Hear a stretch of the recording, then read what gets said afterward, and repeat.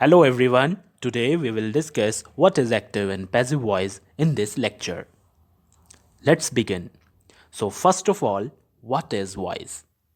एक सेंटेंस के अंदर जो रूप आपको ये बताए कि क्रिया किसके द्वारा की गई है या किसने की है, उस रूप को हम वॉइस कहते हैं। एक्टिव वॉइस, जब एक सेंटेंस के अंदर सब्जेक्ट कोई कार्य करे तो वो एक्टिव वॉइस होती है और वो सब्जेक्ट एक्टिव सब्जेक्ट होती है। पैसिव वॉइस, जब एक वाक्य के अंदर सब्जेक्ट के ऊपर कार्य का असर पड़े तो वो पैसिव वॉइस होगी और वो सब्जेक्ट पैसिव सब्जेक्ट होगा। इसलिए आपको कभी भी जानना हो कि आपका सेंटेंस एक्टिव है या पैसिव है, आपको सब्जेक्ट पर फोकस करना है। सब्जेक्ट अगर एक्शन कर रहा है तो वो एक्टिव, अगर सब्जेक्ट पर एक्शन का असर पड़े तो वो passive. Let's take an example. The boy plays the piano. इधर आपका बॉय सब्जेक्ट है, प्लेज वर्ब हुई, बॉय कार्य यहां पर कर रहा है, इसीलिए बॉय आपका एक्टिव सब्जेक्ट हुआ। क्योंकि बॉय एक्टिव सब्जेक्ट है इसीलिए यह सेंटेंस एक्टिव वॉइस में लिखा गया है।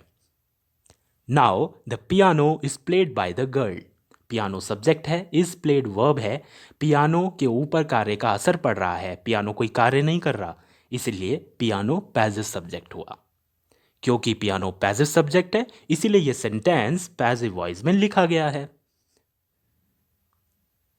हमारे लिए एक्टिव वॉइस क्यों आसान है? क्योंकि ये कंसाइज है, छोटा है, समझने में आसान होता है और ये रीडर का कार्य को कम कर देता है।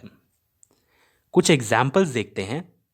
I will present you with 2 sentences. Number 1 is the dog scares the cat. Number 2 is the cat is scared by the dog.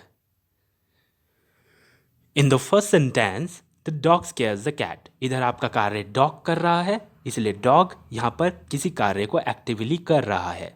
So dog जो है आपका एक्टिव सब्जेक्ट हुआ, इसीलिए यह सेंटेंस एक्टिव वॉइस कहलाएगा। Now comes to the second sentence, the cat is scared by the dog. इधर आपका subject cat है, कैट कोई कार्य नहीं कर रही लेकिन कैट पर कार्य का असर पड़ रहा है, इसीलिए आपकी कैट पैसिव सब्जेक्ट हुई और ये जो आपका सेंटेंस है वो आपका पैसिव सेंटेंस हुआ। अब मैं आपको कुछ टिप बताता हूं जिससे आपको पता लगेगा पैसिव वॉइस को एक्टिव वॉइस में कैसे कन्वर्ट करते हैं। आपको वर्ब पहचाननी है। The thunder is heard by Kira, so heard is the verb. अब आपको अपने आप से पूछना है कि ये एक्शन, ये हियर्ड वाला एक्शन किसने किया? कीरा ने।